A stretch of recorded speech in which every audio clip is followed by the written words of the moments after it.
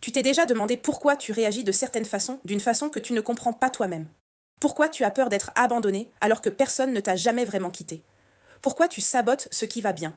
Pourquoi certaines émotions t'envahissent avec une intensité qui ne correspond pas à la situation. Peut-être que tu t'es dit c'est mon caractère.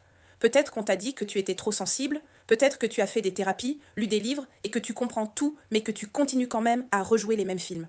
Aujourd'hui, je vais t'expliquer quelque chose qui va peut-être tout changer dans ta façon de te comprendre. Quelque chose que la science confirme depuis une vingtaine d'années, mais que personne ne t'a enseigné à l'école. Ce que tu vis n'est peut-être pas seulement à toi. Une partie de ce que tu portes vient de ta mère, et de sa mère avant elle, et peut-être encore avant, ou encore de ta lignée paternelle. C'est ça le transgénérationnel, et on va décoder ça ensemble maintenant. Le transgénérationnel, c'est la transmission, de génération en génération, de traumatismes, de patterns émotionnels, de croyances et de comportements, souvent sans qu'on s'en rende compte. Ce n'est pas mystique, ce n'est pas de la pensée magique, c'est documenté scientifiquement. Le psychiatre français Nicolas Abraham et la psychanalyste Maria Torok ont été parmi les premiers à théoriser ce concept dans les années 70 avec ce qu'ils appelaient la crypte et le fantôme. L'idée que les secrets, les deuils non faits, les traumatismes non résolus d'un parent se transmettent à l'enfant sous forme de symptômes inexpliqués. Mais c'est la biologie moléculaire qui a vraiment tout changé. Avec l'épigénétique, les chercheurs ont découvert que les expériences traumatiques modifient l'expression des gènes et que ces modifications peuvent se transmettre biologiquement aux générations suivantes. Une étude aujourd'hui célèbre du chercheur Brian Diaz, publiée en 2013 dans Nature Neurosciences, a montré que des souris conditionnées à avoir peur d'une odeur transmettaient cette peur à leurs descendants sans que ces descendants aient jamais été exposés à la menace. La peur était encodée, transmise, héritée.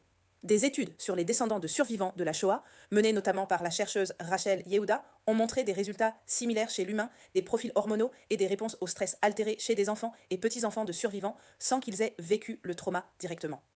Ce que ça veut dire concrètement, les blessures de ta mère, si elles n'ont pas été résolues, ont laissé des traces dans son corps, dans ses comportements, dans sa façon de te traiter et potentiellement dans ta biologie. La transmission transgénérationnelle se fait par plusieurs canaux simultanément. Premier canal, le comportement et le modèle relationnel. Une mère qui n'a jamais reçu d'amour inconditionnel ne sait pas en donner. Pas parce qu'elle ne t'aime pas, mais parce qu'elle n'a jamais eu ce modèle câblé dans son système nerveux. Elle reproduit ce qu'elle a connu. Et toi, tu intègres ce modèle comme la définition de l'amour. Deuxième canal, la corégulation ou son absence.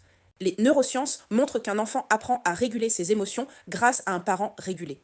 Le cerveau de l'enfant se synchronise littéralement avec celui du parent via ce qu'on appelle les neurones miroirs. Si ta mère était chroniquement anxieuse, dysrégulée, imprévisible, ton système nerveux s'est développé dans cet état de dysrégulation. Il l'a pris comme norme. Troisième canal, les croyances transmises. La vie, c'est dur. On ne peut faire confiance à personne. Les hommes abandonnent toujours. L'argent, ça ne pousse pas dans les arbres. Ne te fais pas remarquer. Ces phrases semblent anodines, mais répétées pendant l'enfance, dans un cerveau en ondes θ, un état de réceptivité maximale, elles s'encodent comme des vérités absolues, pas comme des opinions, comme des lois du monde. Quatrième canal, les loyautés inconscientes. C'est le plus insidieux. Parfois, on reproduit les patterns de notre mère, non pas parce qu'on les aime, mais parce que quelque chose en nous croit qu'en les abandonnant, on l'abandonne elle. Que réussir là où elle a échoué serait une trahison. Que guérir ce qu'elle n'a pas pu guérir serait lui faire du mal. Ce n'est pas conscient. C'est une loyauté du système nerveux. Une façon de rester connecté à elle en portant ce qu'elle portait. Voilà des exemples de ce que la transmission transgénérationnelle peut produire dans ta vie concrète. Ta mère avait une peur panique du manque, et toi, tu sabotes inconsciemment ta prospérité ou tu dépenses compulsivement. Ta grand-mère a vécu un deuil non fait, une perte brutale non exprimée, et toi tu portes une tristesse inexplicable, un vide que tu n'arrives pas à nommer. Ta mère a été trahie par les hommes, et toi tu ne fais confiance à aucun partenaire, même ceux qui le méritent. Ta mère n'a jamais eu le droit d'exister pleinement, et toi tu t'effaces, tu prends le moins de place possible, tu t'excuses d'exister. Ta mère portait une honte familiale, liée à un secret, une grossesse cachée, un ancêtre qui a commis quelque chose de grave, une histoire effacée. Et toi, tu portes cette honte sans savoir d'où elle vient. Tu te sens sale, illégitime, sans raison apparente. Ce n'est pas ton histoire, mais ton corps la porte. Et tant qu'elle n'est pas identifiée et libérée, elle continue de diriger des pans entiers de ta vie. Ces comportements, le contrôle, la manipulation, le rejet, la froideur, ne sont pas sortis de nulle part. Ils viennent de ce qu'elle a reçu, de ce qu'elle a porté, de ce qu'on ne lui a jamais permis de guérir. Ça ne justifie pas, ça explique. Et comprendre ça ouvre quelque chose d'important. Tu n'es pas une anomalie dans ta famille. Tu es le dernier maillon d'une chaîne et tu as le choix de devenir le premier maillon d'une nouvelle. Mais attention, et c'est crucial comprendre l'origine transgénérationnelle de tes patterns, ne les efface pas automatiquement. La prise de conscience est une première étape. Elle est nécessaire mais pas suffisante.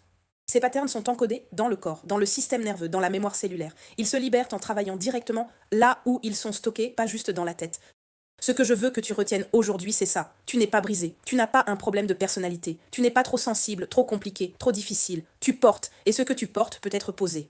Le travail transgénérationnel, c'est un des outils les plus puissants que je connaisse pour ça. Identifier précisément ce qui vient de toi, ce qui vient de ta mère, ce qui vient encore avant, et le libérer du corps pour que tu puisses enfin vivre depuis ta propre histoire. Si cette vidéo t'a parlé, abonne-toi, je publie régulièrement du contenu qui va exactement dans ce sens, entre neurosciences, subconscient et guérison profonde. Et si tu veux qu'on travaille ça directement ensemble, toutes mes offres sont en bio. On peut commencer par une séance individuelle pour identifier ce que tu portes et comment on va le libérer. À très vite.